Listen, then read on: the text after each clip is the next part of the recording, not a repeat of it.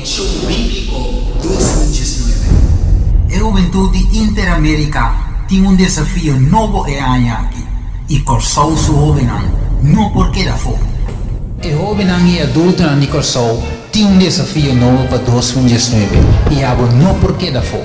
A guia de preparação aqui para ajuda e facilitar o lançamento de e-booking que forma parte da Conexão Bíblico 2019.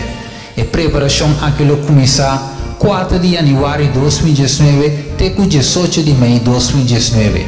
Diariamente lo lê capítulo completo of parte de Esaki, com exceção de Jesabra.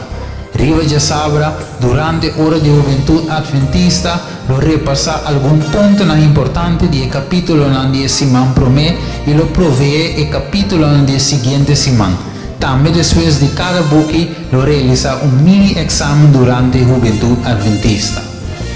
Jovenan entre 16 para 35 anos, lo estudia book de Esdras, Neemias e Esther e o book de profecia Profeta e Reina, capítulo 45 até 53.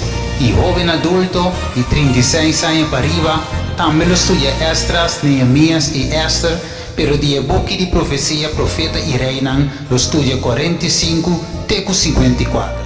E o final de distrito lo está na luna Juli, final de nível de zona na Augustus, final de nível de associação na Outubro, final de nível de união Novembro e final de divisão Dezembro. Não quer se inscrever-se como líder de juventude adventista, mas sim também participar na Conexão Bíblico 2019.